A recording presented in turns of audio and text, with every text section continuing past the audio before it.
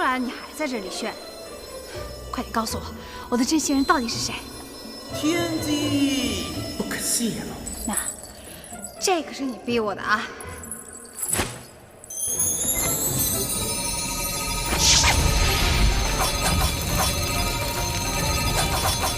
三味真火里我都练过，这小火苗没用的。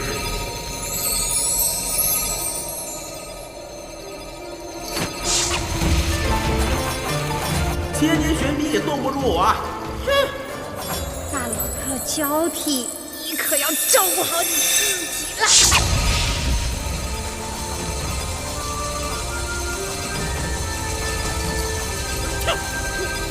好了好了，我说，谁能把我从剑鞘里拔出来，谁就是你的真心人。方法都告诉你了。来。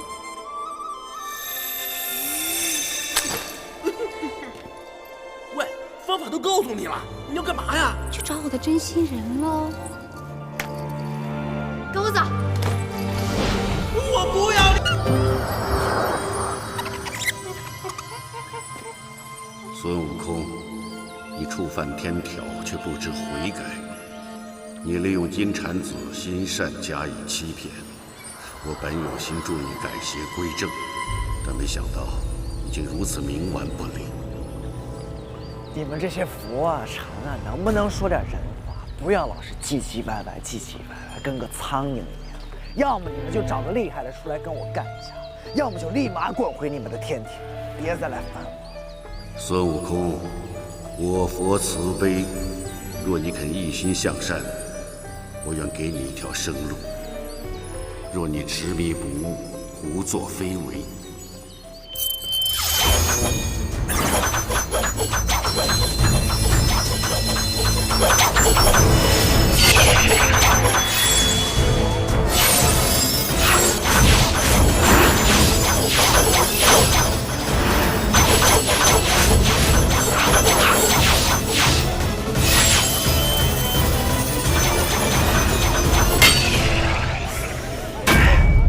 叫你不要唧唧歪歪，你听不懂啊！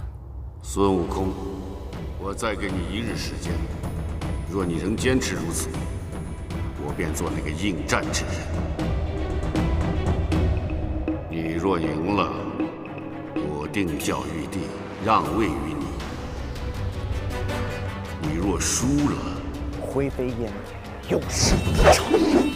孙悟空，这一共就2个人，你不用每句话开头都要叫我。好，明天见。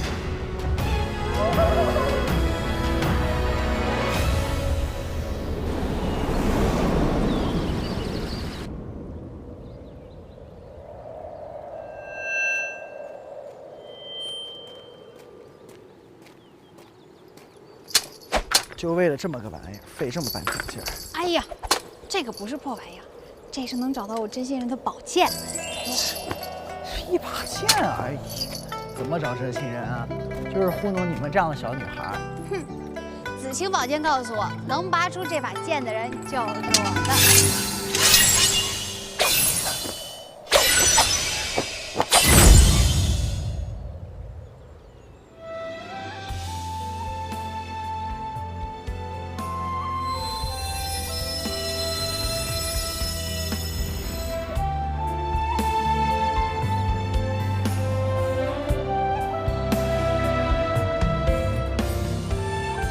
真心人。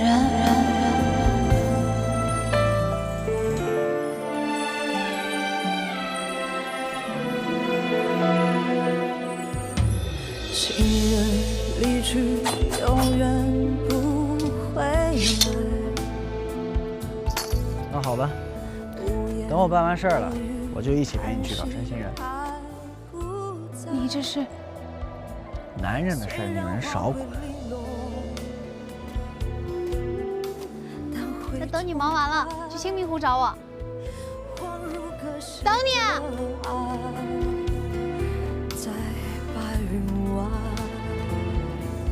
我等你。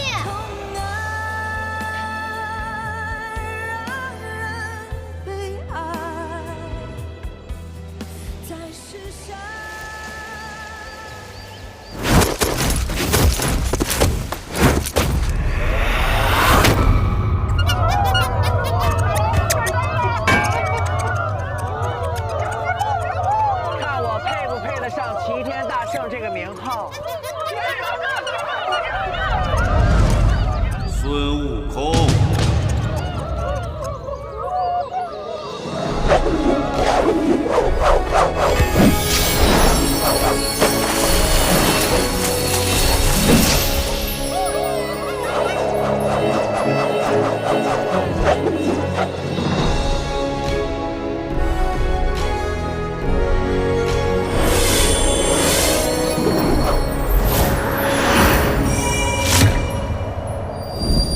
我等你很久了，我今天要让你输得心服口服。听说你猖狂粗野，屡犯天规，要夺玉帝尊位是吗？常言道，皇帝轮流坐，明年到我家，你赶紧让玉帝老儿把位置给我让出来。你这猴精，有何本领敢占天宫圣境？我本领大不去，懒得跟你讲。眼见而实，耳听为虚。听说你的筋斗云翻得很远，我不信。不信，不信我打给你看。哎，且慢，我们打个赌。如果你一个筋斗云能翻出我的手掌心，我就让玉帝搬走，你去天宫里住。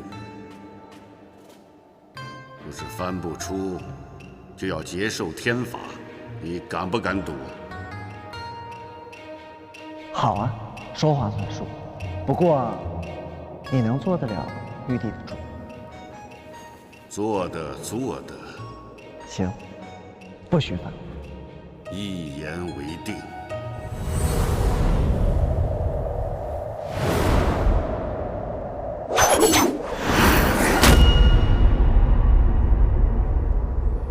老头儿，你可看好了，俺老孙走了。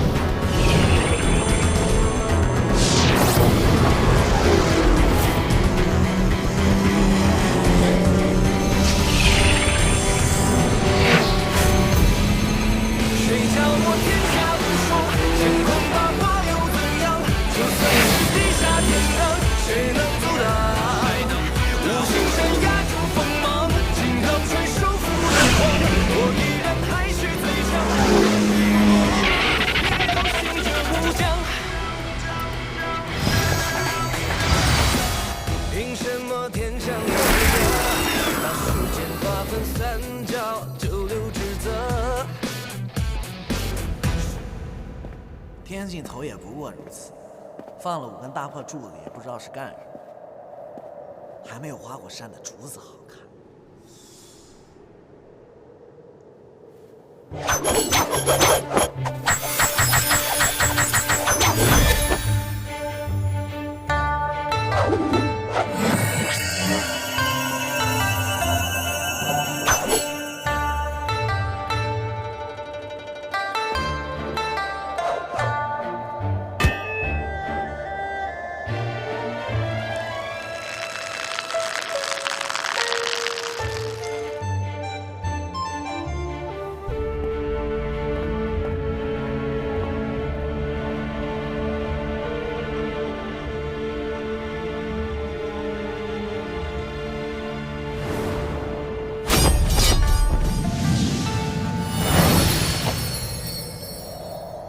老头儿，我这一去一回也没有多久，你看起来老了不少。我已经到了天尽头了，赶紧让玉帝老儿让出位置。孙悟空，你所谓的天尽头，可惜只不过是我的手指头。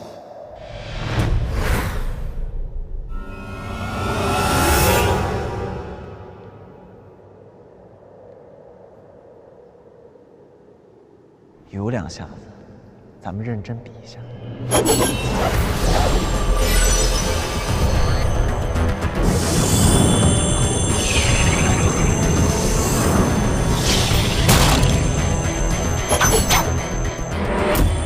孙悟空，我们定下规矩，愿赌服输，一记失败就当飞灰烟灭，永世不得超生。谁叫我天下无双？乾坤大化又怎样？就算是地下天亮，谁能阻挡？无形山压住锋芒，金刚拳收服了狂，我依然还是最强，电视火光，一路行者不降。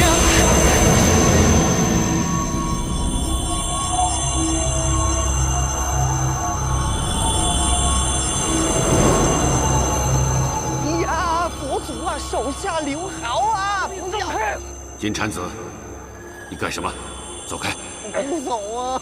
呀，佛祖啊，这个呢，就是你不对了。为什么呢？虽然说他想要做玉皇大帝，但是他不是还没做吗？这只是他的一个构想而已呀。你又没有证据证明他一定会去做这件事情，对不对？不如这样啊，你等他真的做了玉皇大帝之后，你再罚他也不迟啊。你觉得我说的有没有道理？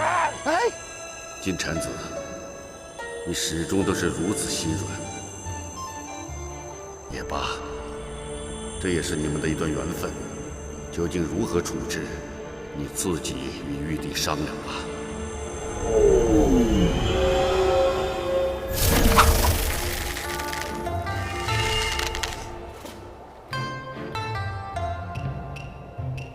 阿弥陀佛。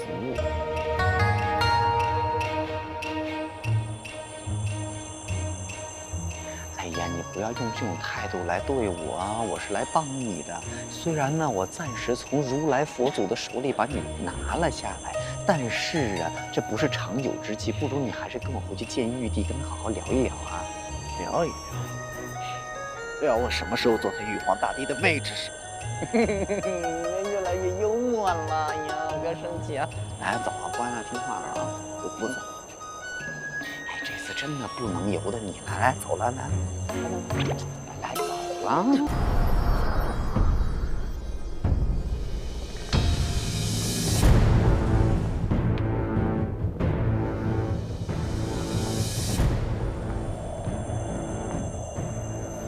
阿弥陀佛。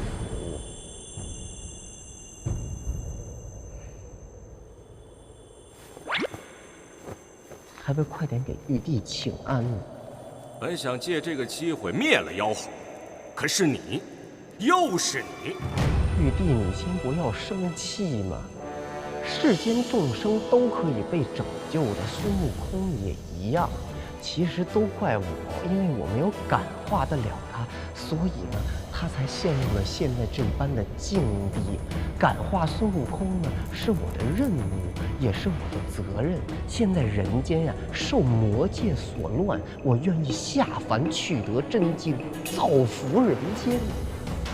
你凭什么下凡取经？就你这样的，下凡走不了3里路，就又可以重新投胎了。我不怕。我有孙悟空，他本事很大的，他会保护我。给我死远点！玉帝，取经路上一路艰难险阻，相信一定可以度化孙悟空的。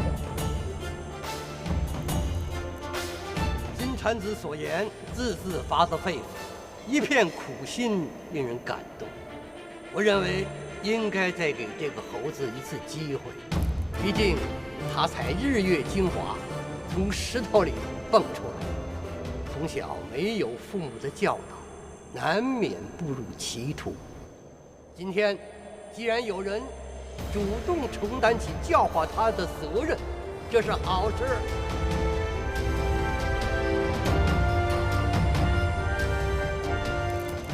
好吧，既然众卿家都同意，那朕就再给他一次机会。毕竟，给别人机会，就是给自己机会。来人！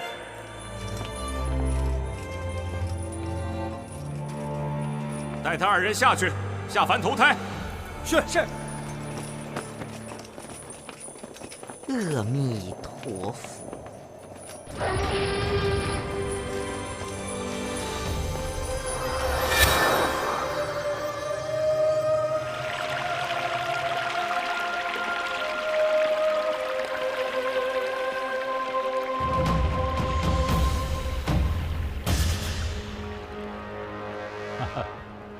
启禀玉帝，妖猴孙悟空引发的乱局已经平定，众天兵天将也纷纷在做心理疏导，以增强他们继续捉拿妖怪的信心。如今就只差您亲自登记天书，以记录金蝉子和孙悟空下凡的日期。是急是急，快给朕呈上天书。是。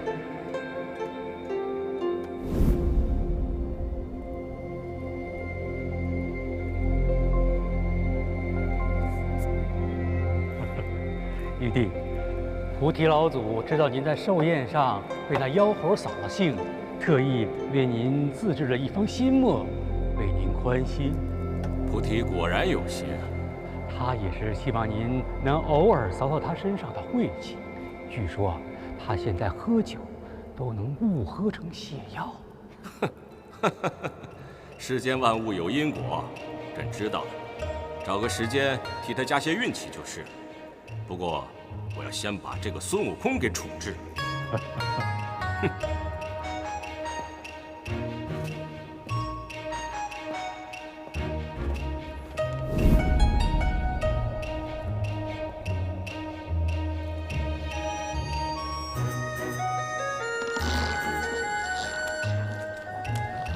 怎么回事？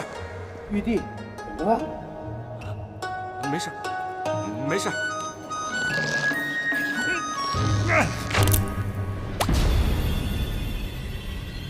啊！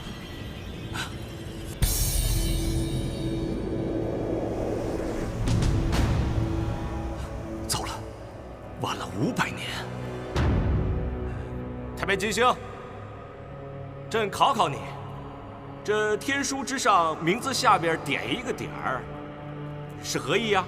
这个玉帝考不住下官，意思就是此人魂飞魄散，永不超生，就真的死了。你去把菩提给我找来，朕有事要跟他商量。是。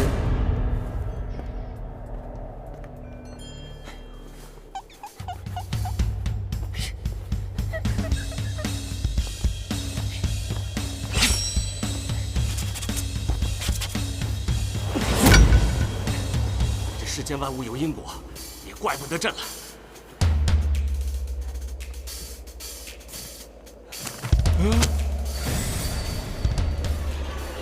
怎么会这样？各位仙家呀，朕已经尽力了，有什么好事坏事，你们就一切随缘吧。这天书落笔不得悔改，这是朕当年定下的规矩。我当年真是太糊涂了。我怎么给自己挖了这么大一个坑啊！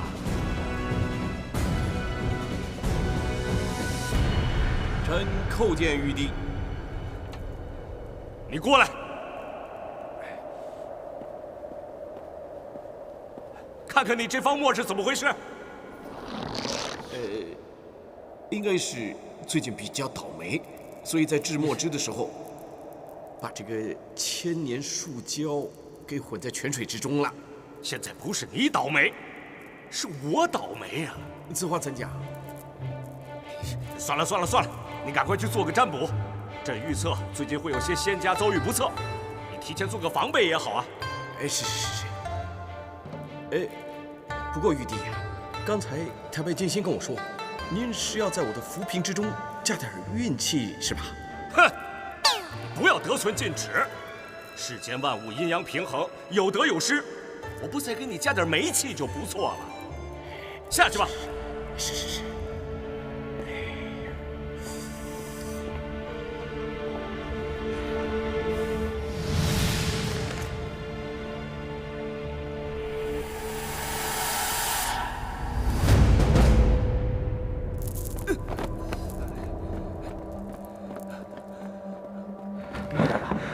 不过是处置一个妖怪，何必您亲自独行？你刚才派人来说，这只妖怪为什么会被处以极刑？他冒充孙悟空，祸害人间。冒充孙悟空？他有这么大本事？本事自然不如那人，不过他本是6耳猕猴，乃4猴之一，不入10类，与孙悟空同音同相，再加上一些变化，极难识破。只是前几日孙悟空被抓，这货不知道，才弄巧成拙，被天兵天将发现捉拿。快，带朕进去看看。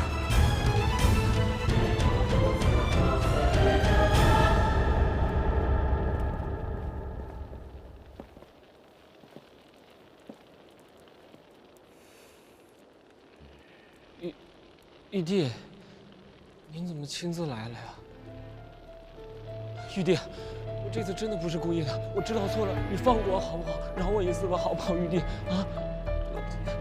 新子啊，一会儿可不可以手下留情，扇得慢一点？我很怕热的，不想变成烤猴啊！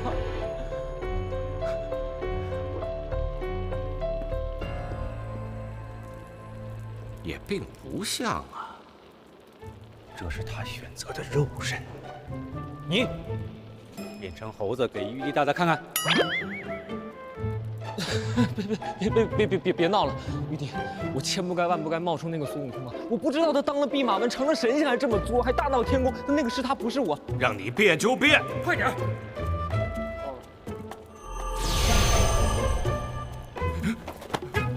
妖猴，妖猴，快变回来！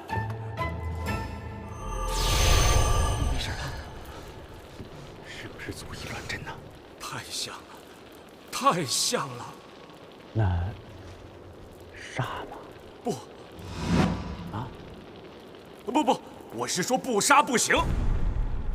而且那个孙悟空欺朕太甚，这要亲自行刑。你们都下去吧。是。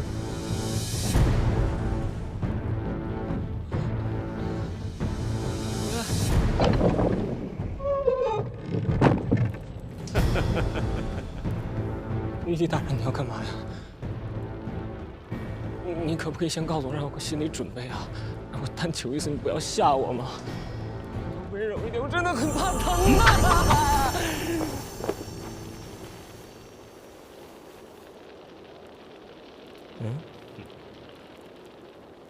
这是什么意思啊？少废话！不要啊！不要啊！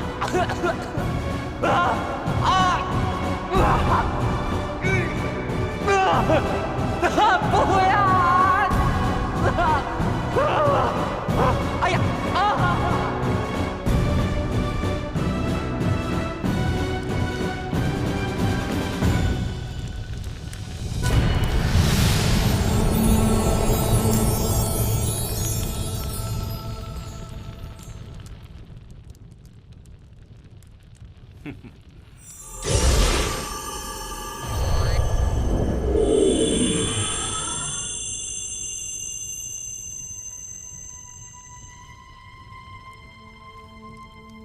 一会儿你如果敢出声，我一巴掌拍死你！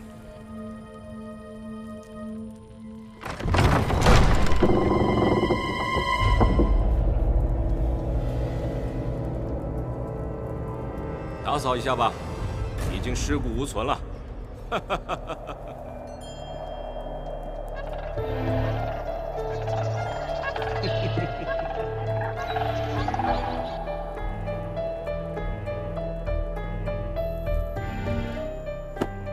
感谢玉帝不杀之恩，我本来以为这一次死定了，没想到是玉帝你亲自救我逃出升天，好想叫你一声哥哥呀！玉帝哥哥大恩大德，六儿永世难忘。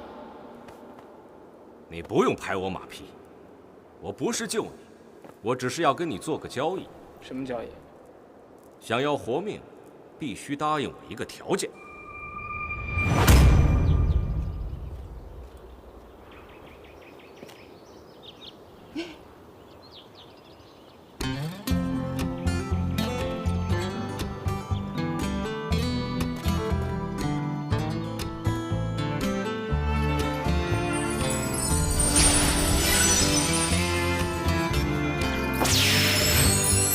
声声铃铛，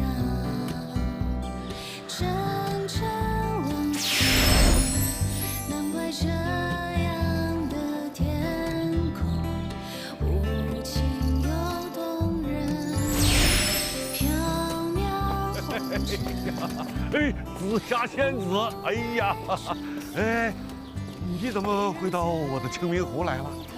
清明湖主避世雅居，躲得清闲，让人羡慕啊！哎，今天到此一定有事吧？哎，我就是跟一个朋友啊，明天约在这个地方，先到了而已。哦，看你风尘仆仆，定是连夜兼程，看来是个很重要的朋友。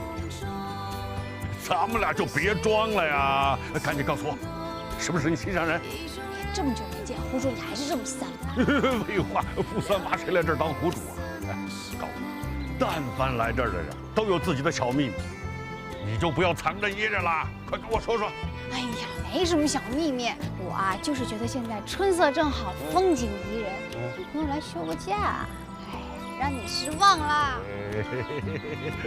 看你一脸甜蜜的样子，还说不是心上人啊？啊，你看你准备的这些桌子、凳子还有花啊，水果还都是桃。那个人喜欢吃桃啊？哎呀，你别问了，你再问我走了。不问，你啊，慢慢等啊，等他来了，我自然就知道了。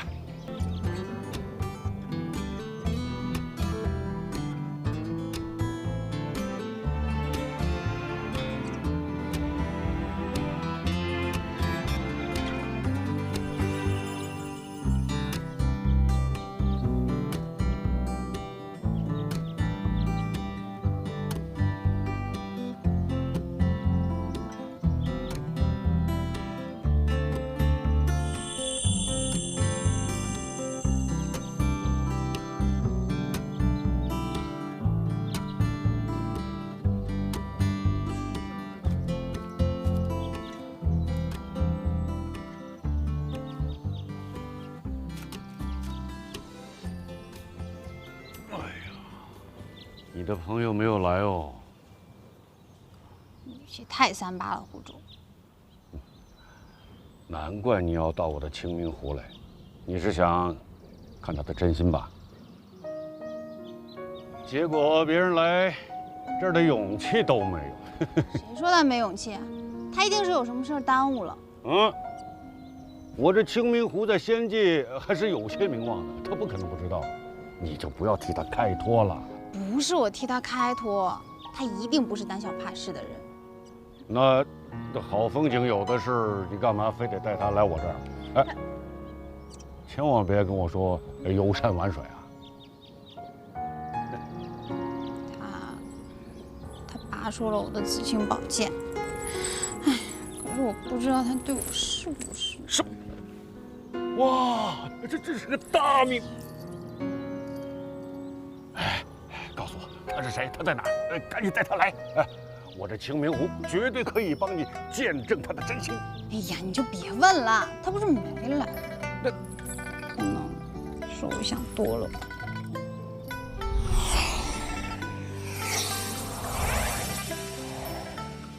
哇，太赞了！看这个架势，一定有猛料啊！来，哎，咱们来一块进去，今天都有什么八卦？哎呦！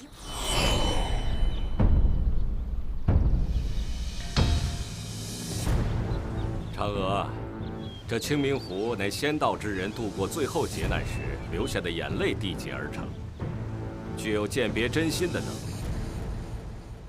你可敢一试？敢。好，那开始吧。慢！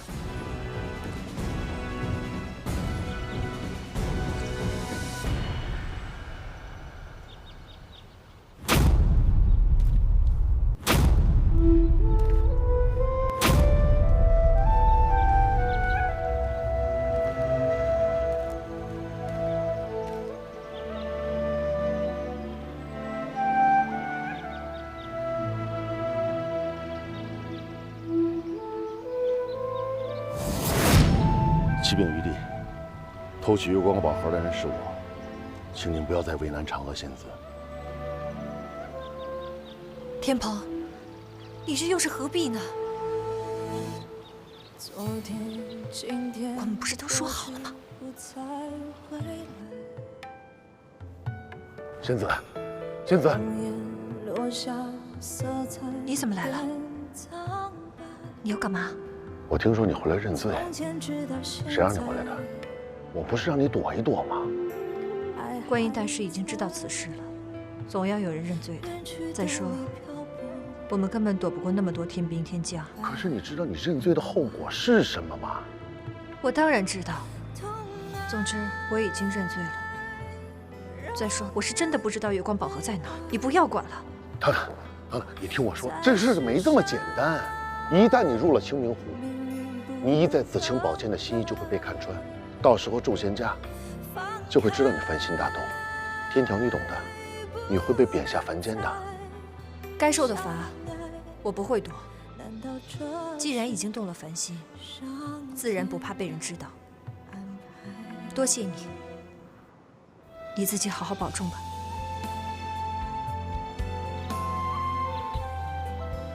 事实经过正是如此。嫦娥仙子想要时光倒流，重酿仙酒，而我盗取了月光宝盒，却不料半路杀出个齐天大圣孙悟空，破坏了计划。齐天大圣孙悟空，难道他就是大圣啊？情人离去，永远不回来。却不料，孙悟空正被三界通缉。月光宝盒的使用，引来了观音大师。大师缉拿我等，过程中，月光宝盒遗失。臣句句属实，愿入这清明湖，以辨真心。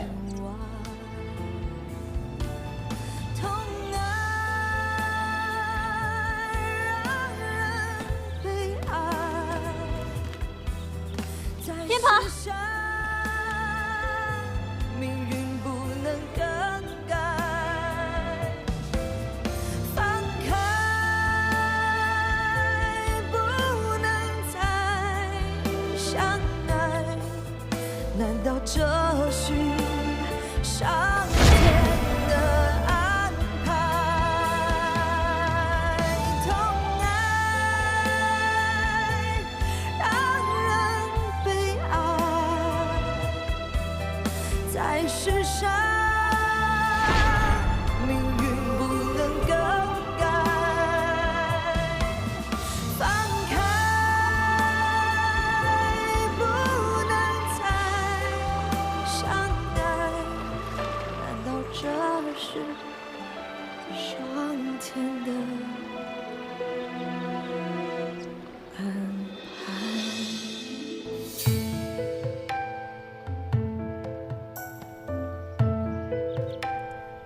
玉帝，湖水虽然没有变色，但仍有污秽。天蓬元帅他似乎尚有隐瞒。天蓬，你为何要帮嫦娥偷盗月光宝盒？臣动了凡心，苦恋嫦娥仙子。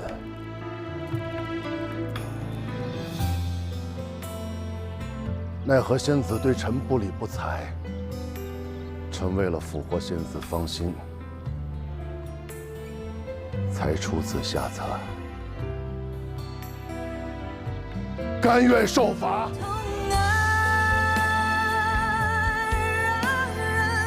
悲哀，在世上，命运玉帝，湖水清澈透底，元帅他再无隐瞒。这天庭之上，朕最不愿看到的就是这样的事情。天蓬，我虽然同情你，但是天条就是天条。你私动凡心，觊觎嫦娥仙子，偷盗月光宝盒，连续犯下大错，朕不得不罚。在世上，命运不能更改。放开，不能再来人，带天蓬下去，处以极刑。不，玉帝，这都是我的错，跟他没有关系的，你不能这么对他。动手吧！等一下，紫霞，你怎么会在这儿？青明湖主是我老朋友，春色正好，我来踏青，没想到看到如此不公的一面呢。不公？哈哈，此话怎讲？玉帝只问过不问公，谈什么公平啊？天蓬连续犯下大错，哪里来的功劳？那请问，如果月光宝盒落到孙悟空的手里，会怎么样呢？答案是，虽然天蓬偷了月光宝盒，但也极力保护宝盒，免得落入孙悟空的手里。阴差阳错，不也算做了一件好事吗？难道这不算公吗？即便依你所言，也不能功过相抵啊。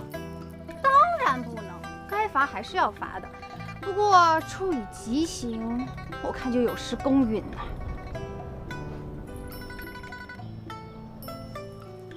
你们怎么看？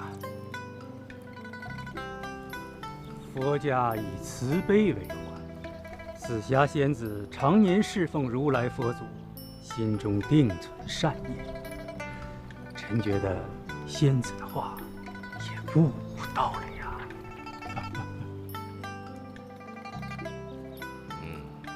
也罢，天蓬，朕念你侍奉天庭多年，加之又曾舍命护宝盒，朕判你打入凡间，受轮回之苦。去吧。谢玉帝开恩。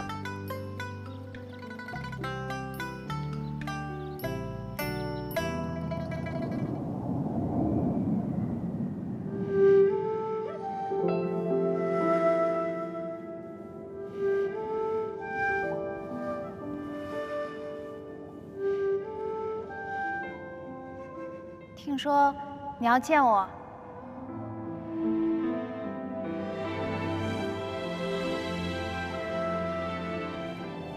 多谢紫霞仙子救命之恩。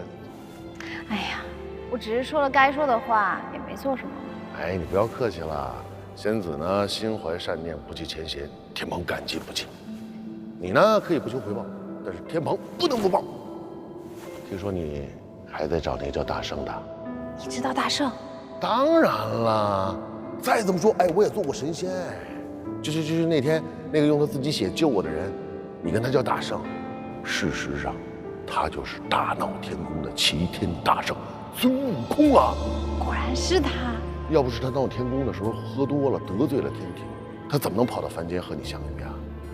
哎，你们遇见的时候，他还被三界通缉呢。算起来，如果当时我把他抓住，或者把关于他的消息通报给天庭，我现在不但不会被受罚，还要受赏呢。我猜，你应该不是他的对手吧？这倒也是啊。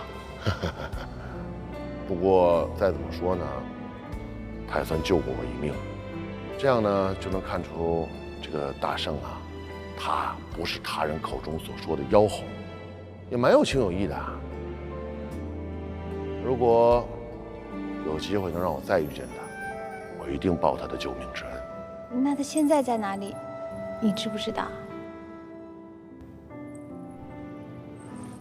没关系，知道他的真实身份是孙悟空，我已经满足了。就算寻遍三界，我也要找到他。照顾好自己，走了。因为仙子留步。怎么了？我还有个不情之请。明天呢，就是我要被贬下凡间的日子了，我想见见他。不试试吧？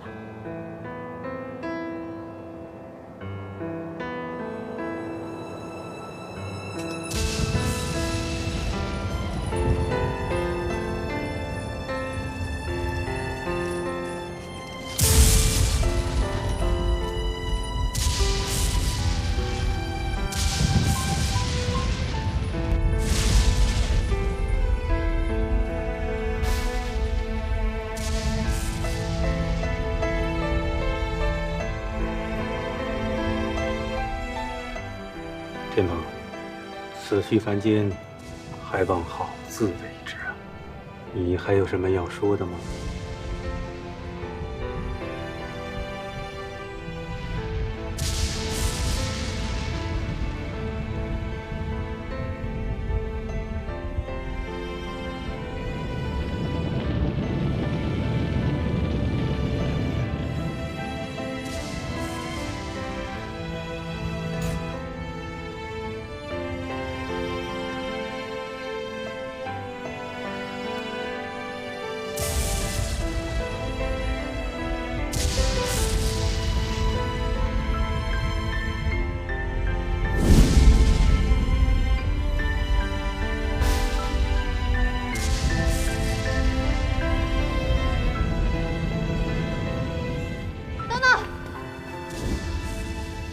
等等，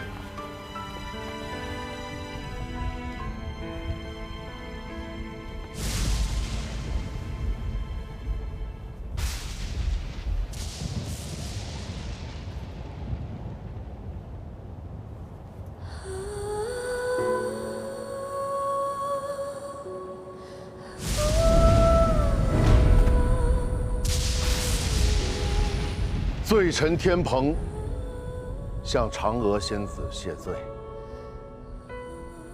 臣不该贪恋仙子美貌，大动凡心，今日被贬下凡，实属罪有应得。只是此去凡间，路途遥远，不知何日才能与仙子再次相见。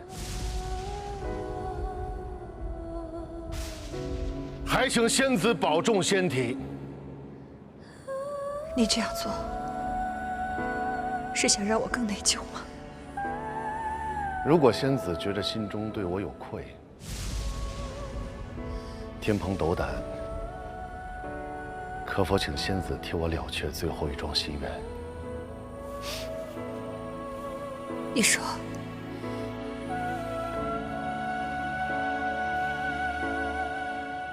请仙子替我斩断情丝，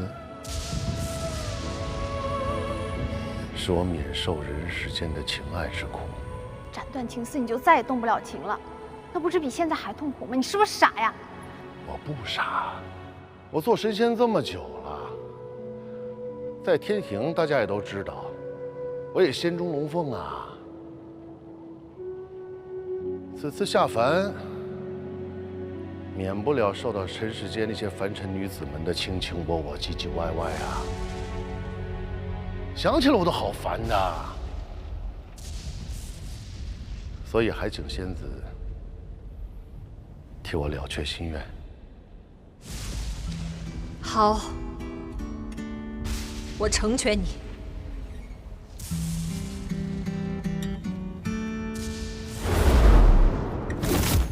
無言獨坐放眼塵世外，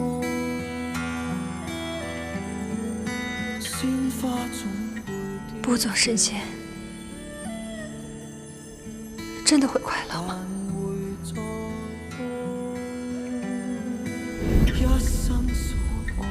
会。那你会忘了我吗？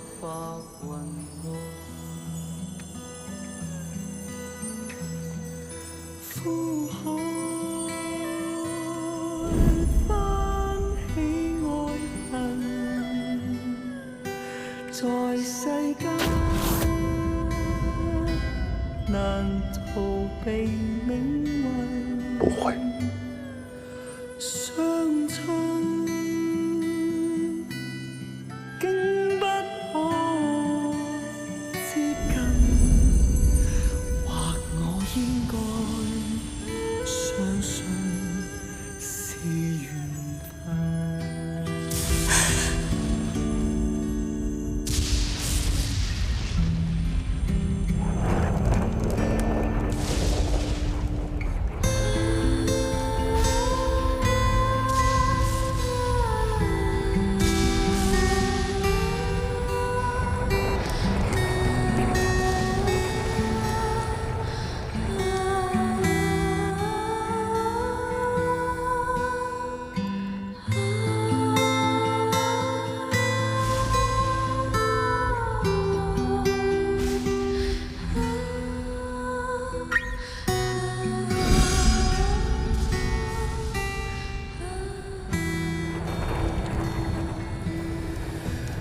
苦海翻起愛恨，在世間難逃避命運。你真的斩斷了他的情絲。我怎么忍心？我只是抹掉了他对我的全部记忆，希望他在人间能重遇真情。这一切都怪我，怪我动了凡心。感情是最难控制的事，这一切都是命中注定的，怪不得任何人。你不要太内疚了。仙子也是性情中人，你放心。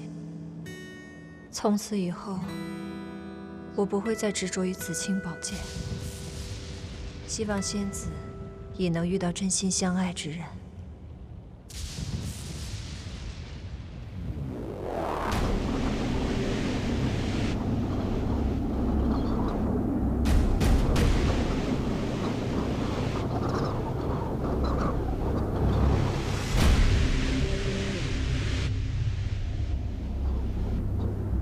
这桥终于修好了，难道是官府良心发现了？怎么可能是官府嘛？我就说嘛，这桥坏了这么久都没人管，那这木头怎么回事？想不到竟然这是真的，想不到竟然这是真的。喂，脸谱，你知道这怎么回事？这桥已经失修多年了，在这桥上也死了不少人了。这大家都知道，因为害怕出事，山里没人住，下面的人也不敢进去。那是前几天，我进山打猎，没想到遇到了大风沙，这断桥就更加危险了。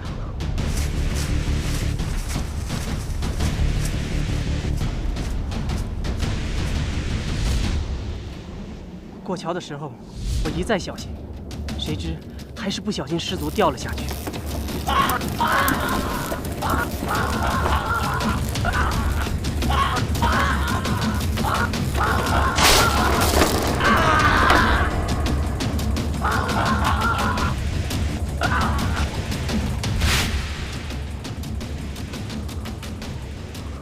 哎，那后来呢？后来我就晕了过去，等我醒来的时候，已经在桥头了。有一个人，他救了我。阿弥陀佛，施主啊，你终于醒了。这位施主啊，您就安心休养吧。既然不幸源于此桥，那我们就让不幸在这里结束。贫僧一定会把这座桥修好的，不让其他无辜的百姓再受伤害。阿弥陀佛。哎，照你这么说，救你的是个和尚啊？这个和尚还要修好这座桥？其实我也不敢相信，我还以为自己在做梦呢。等我伤好了一点，我赶紧跑过来看看情况。你们看着木头，看着桥，这不都是真的吗？连官府都办不到的事情，一个普通人怎么可能做到？哎，说不定是个神仙。我可不是什么神仙。恩公，恩公，哎呀呀！感谢救命之恩！起来！小和尚，你要修这桥啊？正是啊，这个桥啊害人无数，我一定要修好它。就凭你这小身板啊？当然不止我一个人啊，我还有个徒弟啊。悟空啊，悟空！哎呀，悟空不要空蹬啊，用力呀！其实啊，那天在断桥上救你的人是他。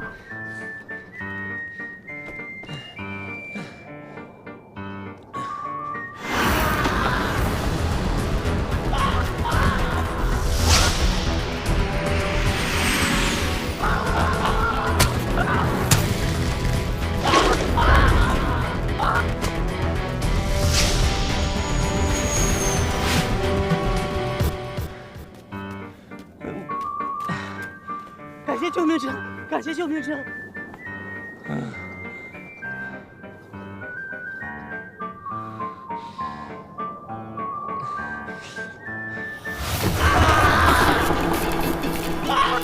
空，你快看！师傅，这个桥那么危险，咱们还是走别的地方。哎，你说什么？快去救人啊！你怎么不去啊？那么高，那么危险，你让我去，是吧？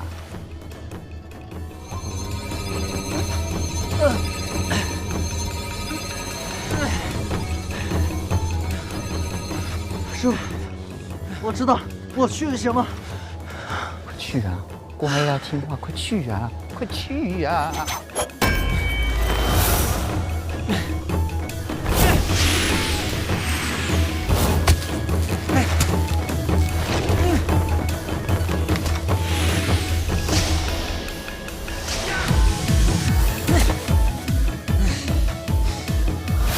想不到二位大师如此宅心仁厚，真是辛苦了。千万别这么说啊！这个啊，对于我们出家人来说也是一种修行，对不对，悟空？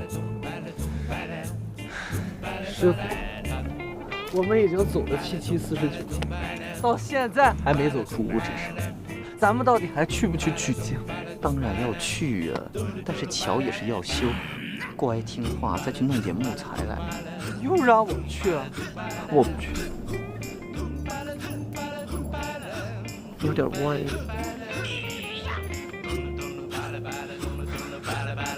不要摔倒啊，慢一点啊！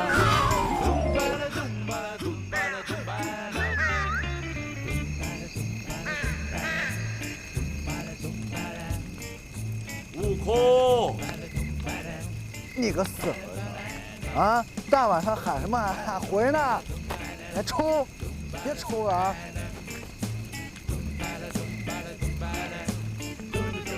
悟空，孙悟空，过来，过来。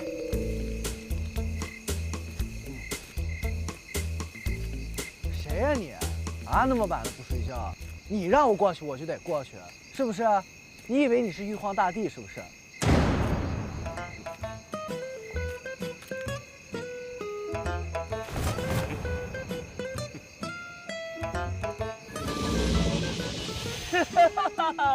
玉帝哥哥，哎呀，我好想你，好想你终于来看我了呀！乖，哎，你不是专程来监视我的吗？哎，话别说的这么难听，我可是专门来看你的。啊，真的吗？这么好啊，这么感人啊！玉帝哥哥，我很听话，很乖的，按你的吩咐，我认那个臭和尚做师傅了。我都看到了，而且刚才我叫你悟空的时候，你立刻就醒了。看来你已经习惯了新的身份，获得新生的感觉一定很好吧？好，好个屁呀！你知道那种感觉吗？你知道每天耳朵边听到至少2万次“悟空”这2个字的是什么感觉吗？2万次的，这叫做生理反应啊，老大。慢慢习惯就好了。你要多想想好的一面。你看这人间，天大地大，此刻凉风习习，这不比那单房敞亮，凉快多了吗？啊！爽啊！太爽了，爽死了！你不说这个海岛，你要说到这个，我真要给你掰扯呀！玉帝先生，为什么这和你之前说的好像不太一样呢？想要活命，你必须答应我一个条件。什么条件？我要你使用孙悟空这个身份，护送一个人去西天取经。这个条件对你来说百利而无一害。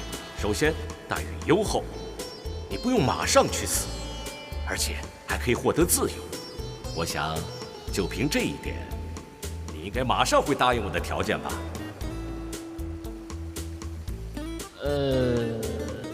这一路去西天取经，横跨数万里，这意味着什么？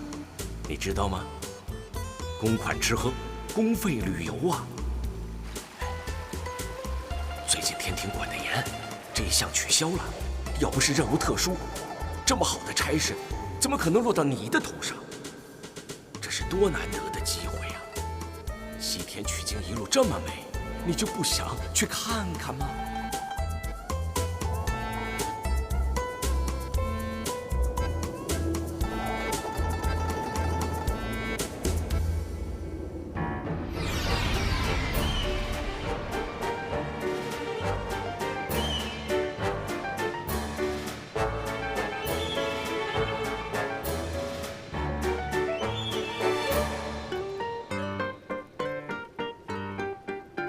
是时候来一场说走就走的旅行了。好，从现在开始，你就是孙悟空了。嘿，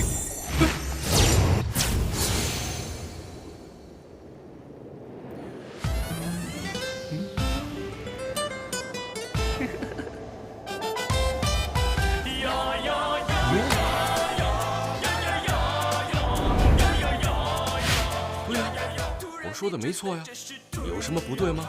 有什么不对吗？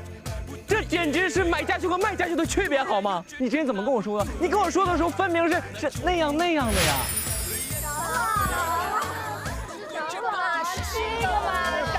没想到你也如此好色，这个叫普度众生啊，懂了吗？来，这个搞。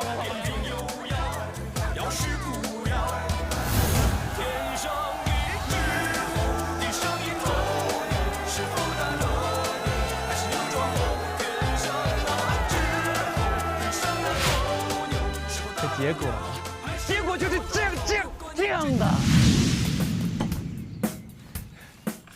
走啦，取经呀，一路向西呀。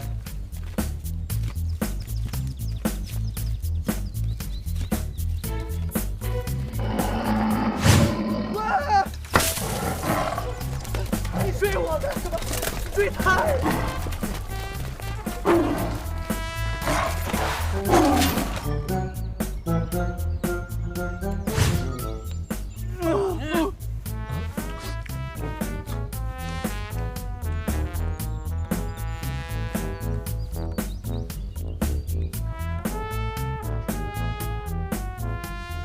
尝一下，是吧？尝一下挺好吃的，你尝一下这地瓜挺好吃的，尝一下。你尝一下。看我干什么呢？是不是我长得很漂亮呢？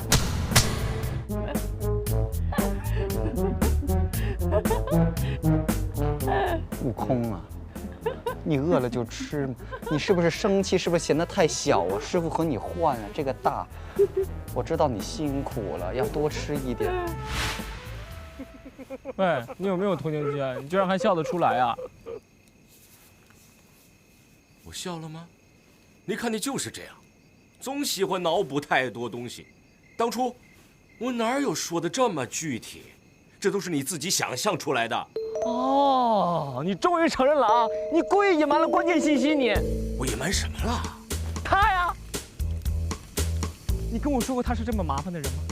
不，他不是人，他是只苍蝇，整天婆婆妈妈、唧唧歪歪，打着行善的旗号多管闲事。他以为他是朝阳群众，还心疼大妈呀。还有，我头上这个箍状物体是什么情况？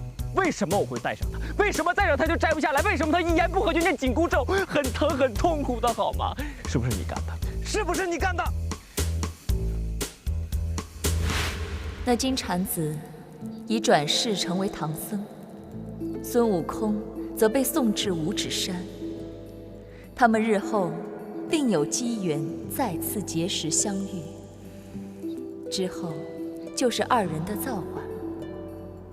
玉帝又何故叹息？只是那妖猴毕竟野性难驯，我担心日后他再生出什么祸端来。玉帝是担心唐僧治不住那妖猴，这有何难？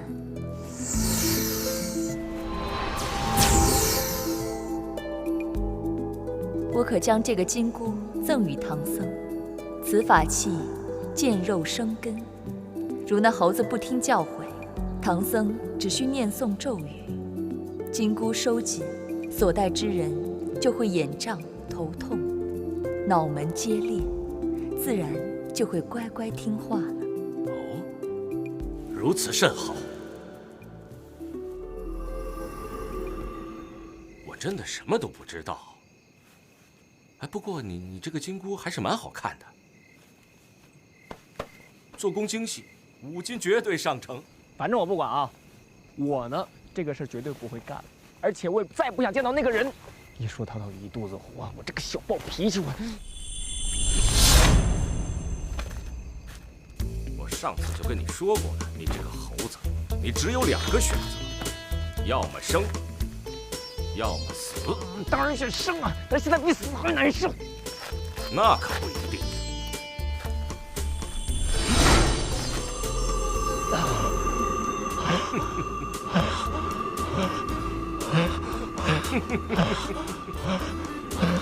我要活，我要活！好，好。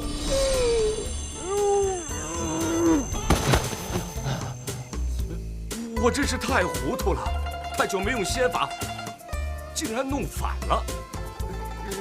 这下你体会到死了，死很容易，难的是生。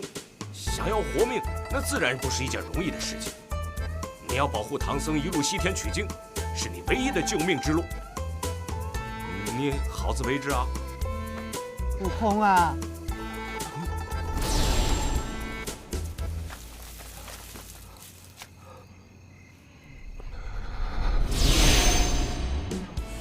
悟空啊！悟空！悟空啊！哎呀，悟空啊，你在这里干什么？你是不是得了梦游症？你怎么？你不舒服？哎呀，你是不是冷啊？我带了个被子过来，你不要害怕。我也很害怕，但是不要紧，有你在，我们两个在一起就不怕了。有没有舒服一点？哎呀，你在干什么？哎！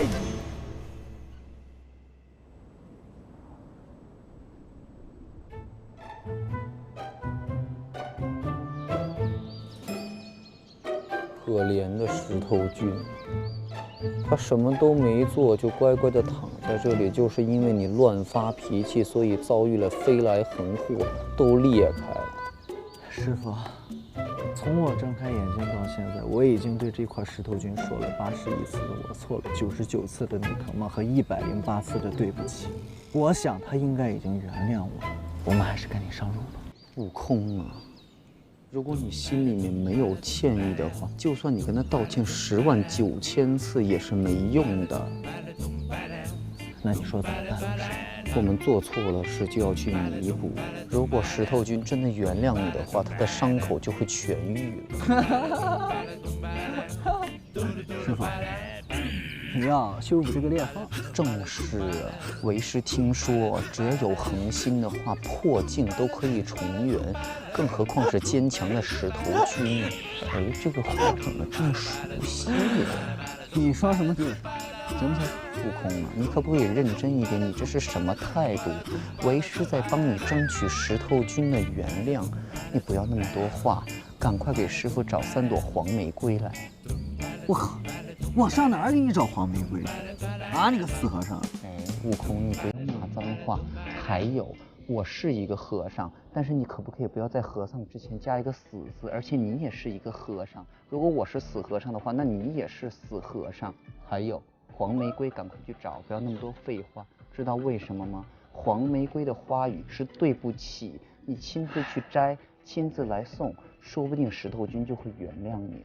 师傅，你的想法真的是太好了，但是我请你睁大你的眼睛，好好看看四周，除了树就是草，我上哪儿给你找什么玫瑰？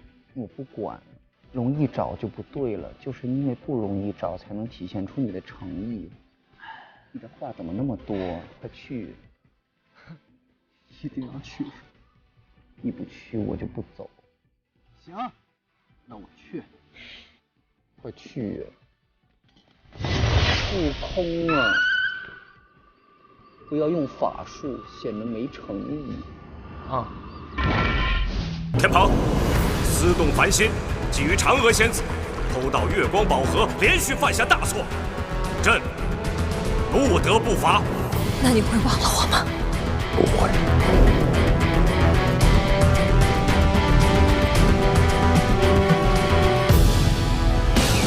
我要你使用孙悟空这个身份，护送一个人去西天取经。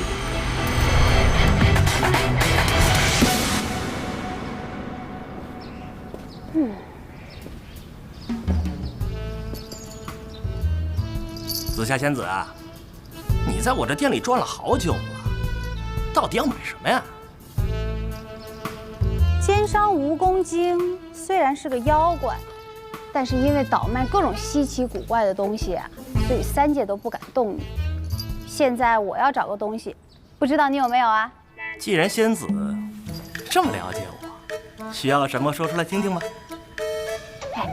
听说有一种神灯可以帮人啊寻找自己心里想要找的人，有没有这种东西啊？有，阿拉甲神灯。一听这名字就知道高大上了。原本是如来佛祖阅读经文时的灯，后来因为种种原因流落凡间。这神物下凡必有神迹，它是可以助你寻人的。哦，仙子，原来你是要找人啊？没有，我就是好奇。哎呀，你这到底有没有那东西？本来是没有，不过既然仙子求了我，我想尽办法也要帮你找到。明天到货来取吧。明天？虽然我已经等不及了，不过明天的话，应该还能再等一天。神物就是需要仙子这样的主人，定金500不限。500？你不愧是个奸商，你情我愿嘛。提前说好了，我来找神灯的事情不能告诉任何人。像我们这种买卖人，最讲究的就是规矩。不错啊。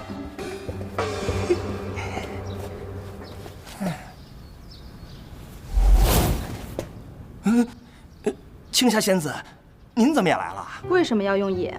你知道我们这种生意人最讲究的就是伶牙俐齿了。接客的时候加个野字，这不显得我们门庭若市、迎来送往啊？阿拉甲神灯有没有？你也要阿拉甲神灯？为什么又要用野啊？在商品前面加一个野字，这不显得紧俏吗？对不起，阿拉甲神灯目前没货啊。没货。明天呢？明天也被预定了。这个野你又要怎么解释？就是被别人预定了呀。谁预定的让他退了？明天我来取。先到先得，这是我们的规矩。你们这儿的规矩是吧？嗯。可我的规矩就是，要么给我货，要么就你死。不要以为3界人都不敢动你，我就不敢杀你。杀了你，大家无非少了一个走私的渠道，没人会说什么。仙子既然喜欢，灯留下便是，何必这么粗暴呢？算你识货。哎，这个定金是定你的头的，明天拿不到货，提头来见我。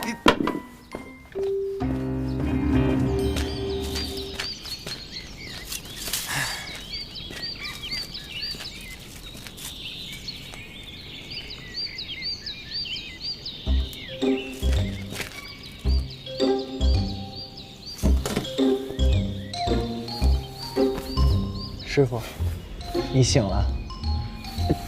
刚才我已经诚心诚意地向师徒君道歉了，而且呢，他也原谅我。哎呀，你真的做到了！为师只是随便的说了一下，没想到你真的做到了。不过，他为什么看起来好像有点瘦啊？师傅，你看这块石头，它的裂缝是无法愈合的。当它受了伤，它就会开始慢慢的变瘦，就像你说的一样，跟人一样，它也会伤心，它也是有生命的。阿弥陀佛，没想到悟空你的顿悟已经这么深了，师傅真的很欣慰啊。师傅，你想一想，咱们呢又是救人，又是干这个干那个，已经浪费了太多的时间了。所以啊，师傅，咱们必须把这些时间弥补回来，你说是不是？悟空，你也说的非常的有道理，所以我们现在呢，还是要把之前要的时间把它补回来。没错。那咱们现在就出发了，好吗？好啊，我们继续一路向西。走起，师傅。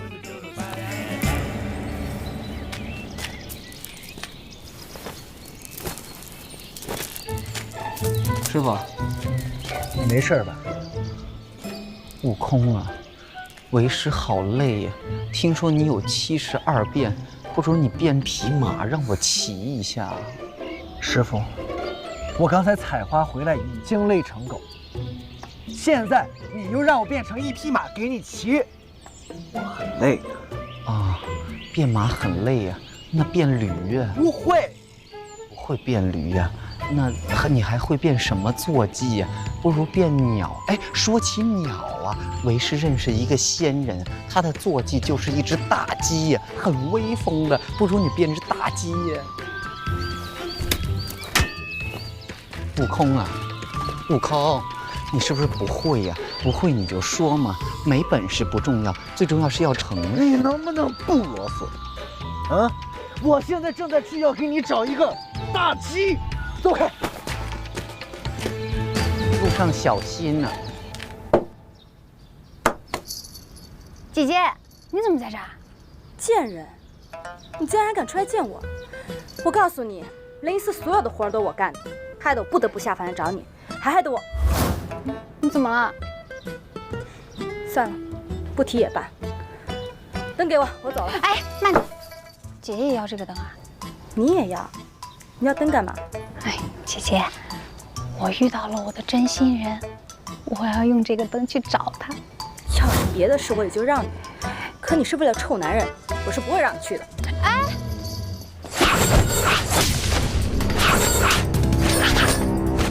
哎，给我我的，我的，我的，给我，给我，啊！很贵的，我有办法了，我不卖了，我租还不行吗？你租几天，他租几天不就行了吗？给我，给我，给我！哎，你的，我的！姐姐干嘛一口一个臭男人啊？你被人伤害了？臭男人，移情别恋，见异思迁，忘恩负义，一边跟我你侬我侬，一边卷得所有女人，斑斑劣迹，人人都要诛之。给我！既然如此，我更不能让你去了。一个男人伤了你，你就要见所有的人。如果你去杀了他，你一辈子都忘不了。少废话，我更不能让你被男人所骗。他不会骗我的，他拔出我紫金宝剑，他是我的命中注定。你竟然为了他完成3件难事，若他骗你，那岂不是更伤更痛？不行，我就算杀了你，不能让你上他的当。这样，至少我们2姐妹都不是傻瓜。姐姐，哎呀，给我，给我！我灯碎了，就管完了。神灯，神灯，那个人在哪里？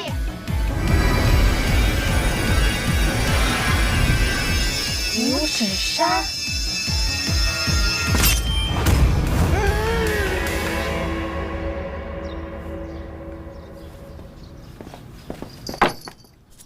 你们还是会付钱的，对吧？他弄坏的，找他。我看我要去五指山了。我才是要去五指山！哎呀哎呀，我才。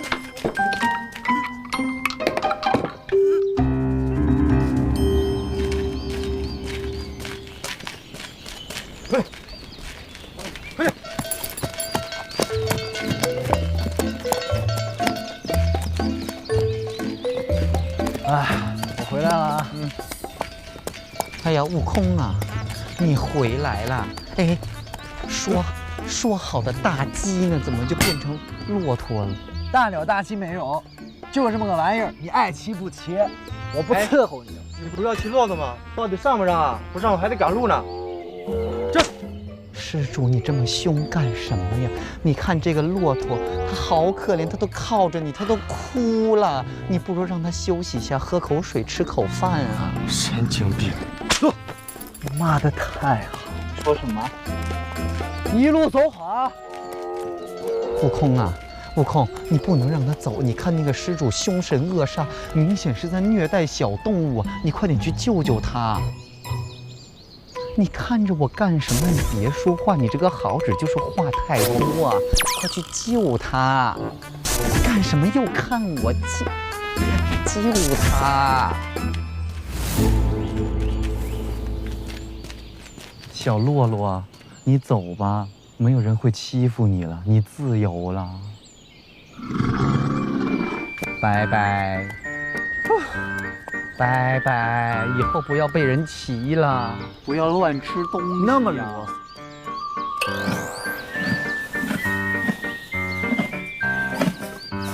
悟空啊，你我师徒齐心，一路向西行善事，想来也是很惬意呀。解开枷锁，重获自由，应该才是最惬意。你的悟性果然很高啊，但是不要骄傲自满。这次我们只是救了一只小骆驼而已。是啊，以后还有更多的人等着我们去救。对呀，还有大笨象。哎，你的话怎么这么多啊？来，起来了，我们该上路了。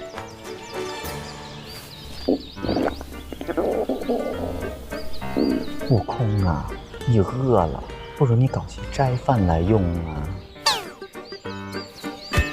阿弥陀佛。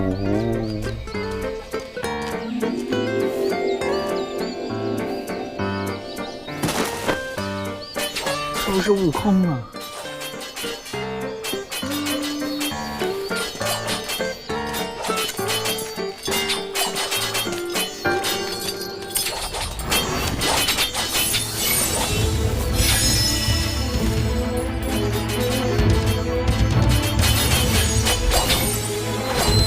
原来是二位女侠在切磋武艺呀，身手好棒啊！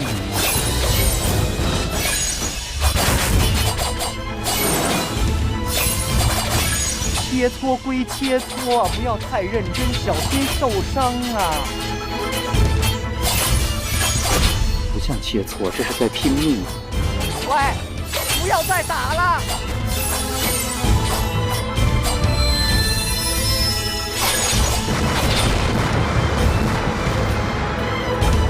我先走了。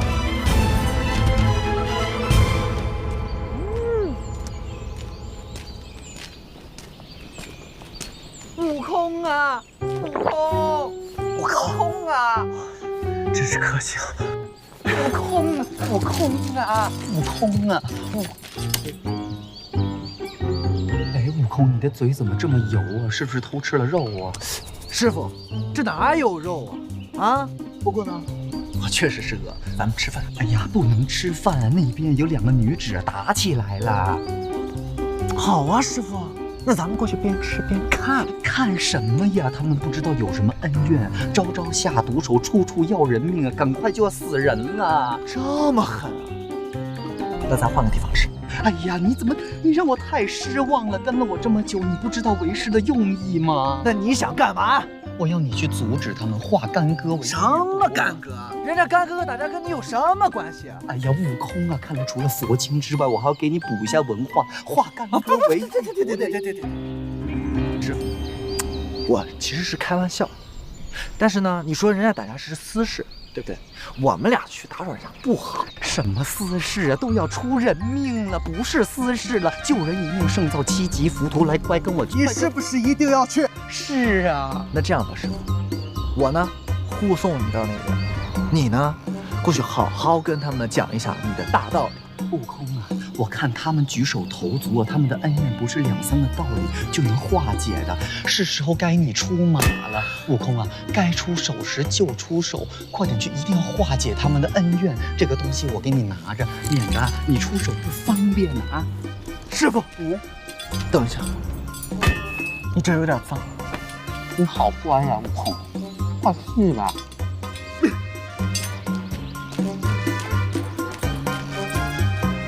好香啊！有2名女子，不知道样貌如何，真是令人期待。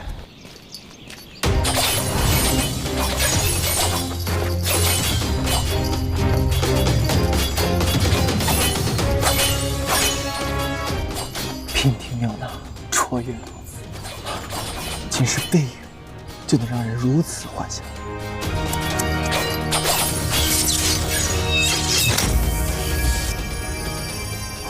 手如玉子，细如葱白，这双手的主人一定秀色可餐。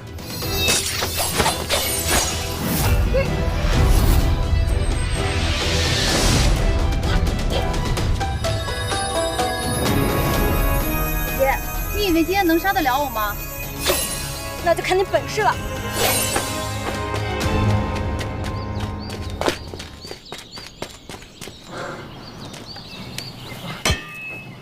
怎么会是青霞？让他抓着，那我就死定了。等会儿，青霞，唐僧，这是个好机会。我觉得你不应该这样子虐待小动物。走，动物它也是有自己的脾气的。你看它的表情啊，已经是很不开心了。它一会儿着急啊，还可能会踢你。施主啊，你是不是身体不舒服？不如我带你去看大夫。我都跟你说了，不要虐待小动物啊，这可能就是报应啊。老兄，我让驴拉磨，你说我虐待小动物，我自己拉。你说我不会利用工具，你这样来来回回都80多遍了，你到底要我怎样？我只是想让你不在虐待小动物的同时呢，有效的。你别说话了，别说话了，你再说话，我死给你看！身体发别说，你别说话，别说话，别说话！哎，悟空，哎呀，我对不起你，阿弥陀佛！哎呀，悟空啊，悟空，悟空，你干什么垂头丧气呀？你是不是去赌坊又输了很多钱？你是只耗子，你的脸为什么那么长啊？悟空，那2位女子呢？师父啊，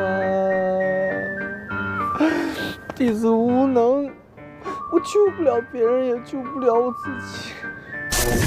阿弥陀佛，看来这次要为师亲自出马才可以。师父，你不能去，那2个女子犯坏了，谁去谁死。我不入地狱，谁入地狱？师父，你不能去啊，你会死的。风萧萧分，易水寒木。是西呀，师父。你说的也对呀，你看悟空为师连这个诗都读不好的话，估计去了也就是死定了。还是你去吧。师父，弟子有一个办法，不知该不该？不行，没有不行啊，说来听一听啊。其实我能力太强了，一直以来都是这个金箍束缚着，但是我怕我摘了它以后，我控制不了我自己，我就把整个世界……你说的也对，那还是算了吧，不要摘掉它。那行，那咱别救那2个女子了。不行啊，不救他们的话，他们会死的。我还是给你摘下来。师父，我舍不得。你舍不得，师父是自然的，但是佛祖说了，有舍才有得，要舍得呀。师父，怎么了？你别……师父，你摘了这个金箍，我如何做你的徒？悟空，不要闹啊！摘掉了金箍，你还是我的徒弟。救人一命胜造7级浮屠，师父跟你说过很多遍了。阿弥陀佛。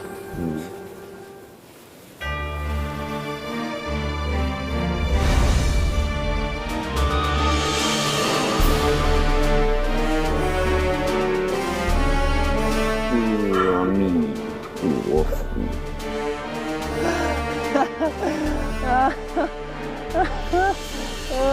悟空，你笑啊！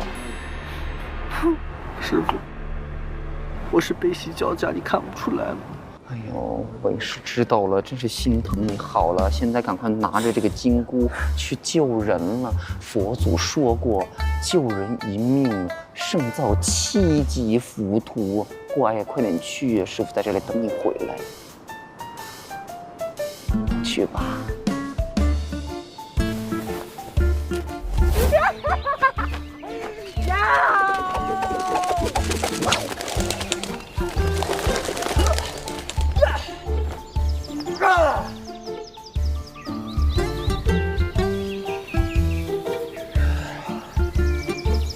是自由的感觉。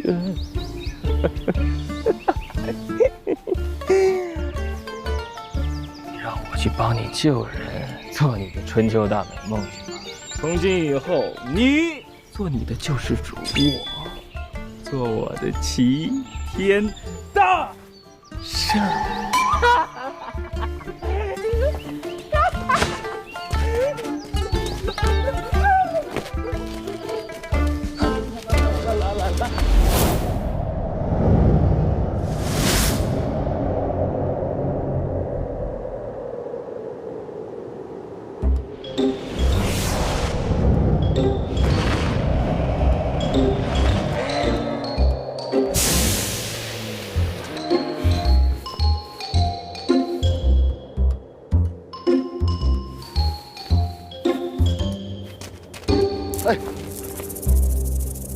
阿弥陀佛，这位施主，请问你有没有见过我的大徒弟孙悟空啊？他是一只猴子啊，很英俊。哎呀，那太好了！那你可不可以告诉我他在哪里？你都不知道啊！我和我的徒弟已经约好了，每当夕阳西下的时候，贫僧就在这里等他回来的。但是我等了好久，还是没有回来。不过不要紧的，就算你不告诉我他在哪里，我还是会等他回来的。那屁的味道很浓郁，看来你可能是消化系统不是很健康了。消化系统不健康了，就要注意饮食习惯。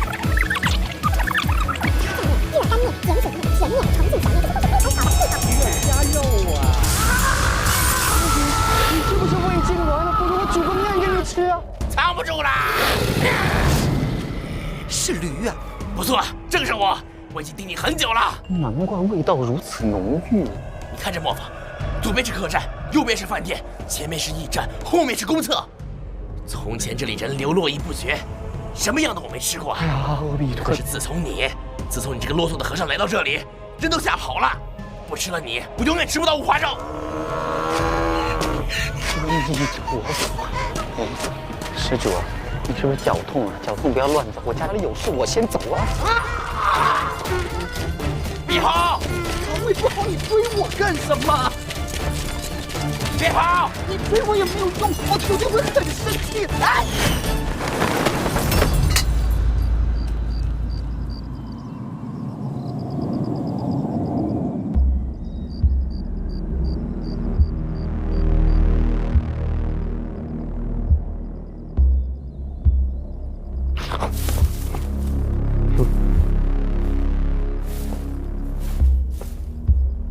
阿弥陀佛，这是哪里呀？怎么这么大一张床？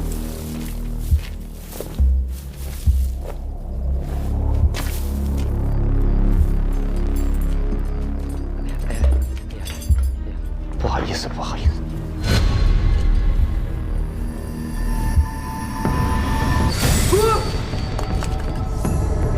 哎呀，不好意思呀！哎呀，阿弥陀佛，我实在不是有意的。然后我先想一想，我被驴子精追，然后我追到了一个坟地，然后我就掉下来了，然后还有骷髅坟地，我现在就走啊！有没有人啊？我是唐僧啊，我不是坏人啊，我迷路了，我想问一下路啊。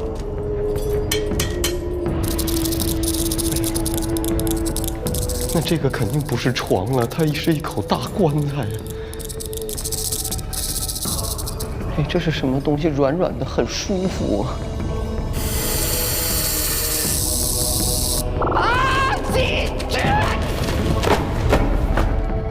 啊！白骨啊！休息一下。收却收回，我的命就交在你手里了。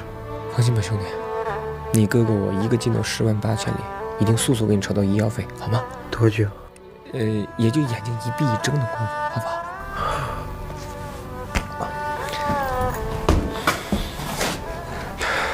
又被追打了，可怎么办呢？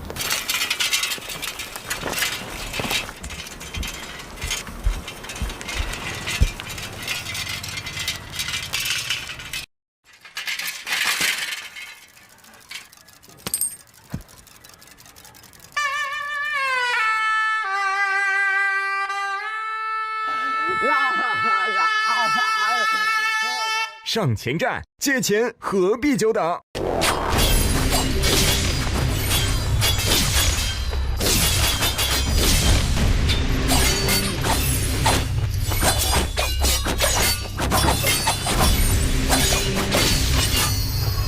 姐姐，你我苦战几日，已经闹得五指山黄沙满天，日月倒转。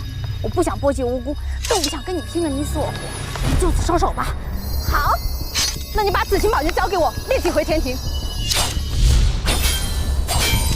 你找你的负心汉，我找我的心上人，你干嘛要跟我纠缠啊？因为在这世界上没有绝对真爱，凡事只有付出才能无悔。今天就算我找到了我的心上人，发现他是个薄情寡义的负心汉，我也不会后悔。如果我这辈子都没有找到他，我一辈子都不会甘心。哼，你之所以会这么说，是因为你没被人伤过，不知道伤心的滋味。等有一天你真正经历过、体会过了，就后悔没有听姐姐劝告。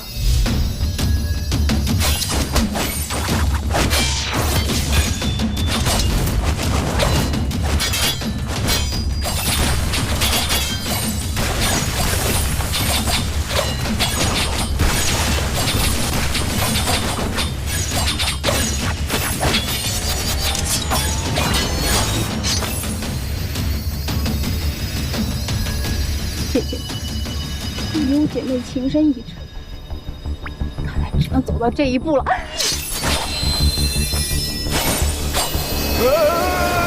青海无边，回头是岸。怎么回事？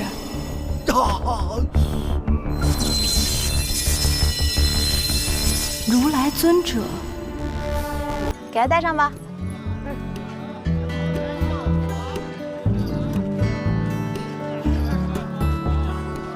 谢谢姐姐。